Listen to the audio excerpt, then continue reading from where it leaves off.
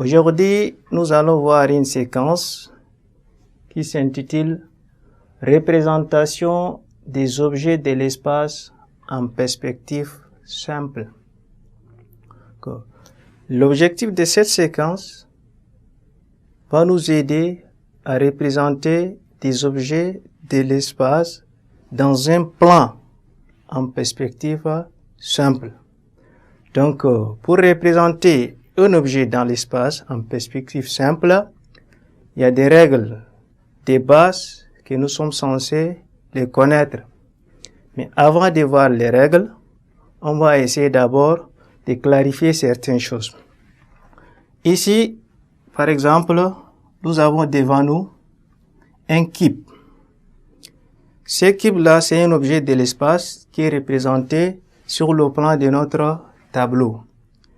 La partie carrée que nous voyons, par exemple, A, B, C, D. Ça, c'est un carré qui n'est pas déformé. Ça, on appelle ça plan de face. Plan de face.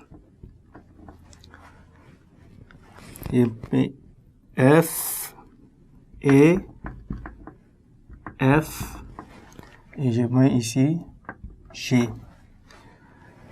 La partie A, E, F, B, ça c'est un parallélogramme.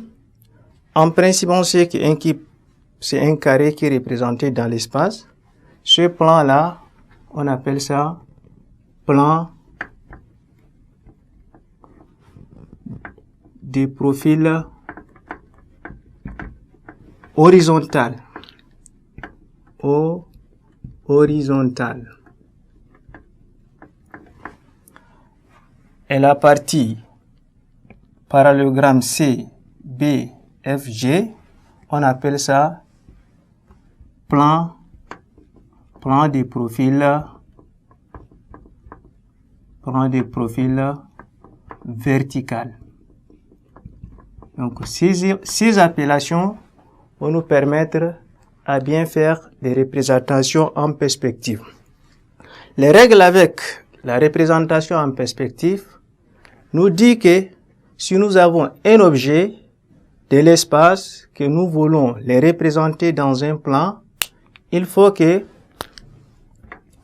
les arêtes à support parallèle sont représentées par des segments à support parallèle. Qu'est-ce que cela veut dire?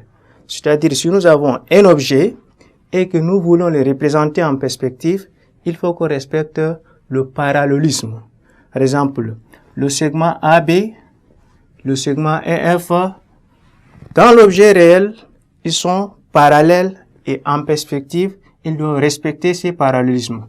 Tout comme le segment DC qui est parallèle au segment AB et le segment AB qui est parallèle au segment EF.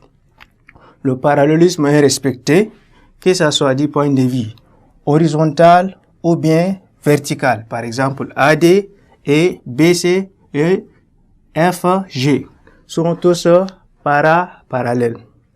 De même, on dit, il y a deuxième règle de base, après le parallélisme du support des segments, il faut que toute face de l'objet cité dans un plan vertical de face doit être représentée sans déformation. Ici, notre plan de face, c'est A, B, C, D.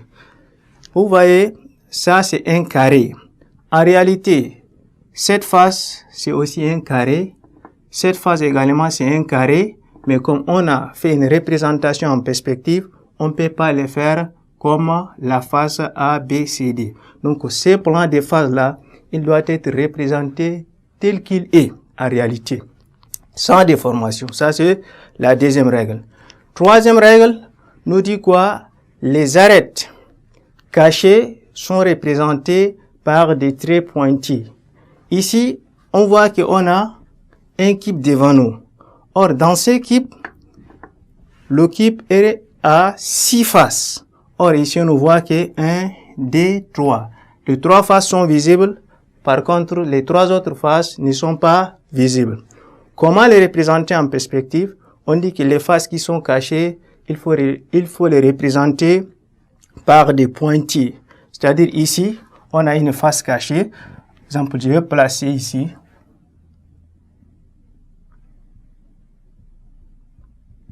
Je peux dire H. Et ici,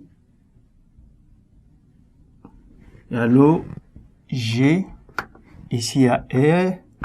Ici, il y a F. Ici, il y a A. Ici, il y a B. Ici, il y a C. Ici, il y a D. Et ici aussi, il y a ça. En principe, la face de devant, c'est le plan des faces. Face de derrière, c'est la face qui oppose au plan des faces. Lui aussi, il est représenté par un carré. Où on voit ici avec des traits pointillés. E, H, G, F, c'est un carré. Par contre, quand on voit D, H, G et C, c'est un plan qui est horizontal sur le plan des dessous qui oppose au plan des dessus et F, B, A. Donc, le plan caché sont représentés, ou bien les parties cachées sont représentées par des pointillés et les parties visibles sont représentées en face. Chers élèves, merci et à la séquence prochaine.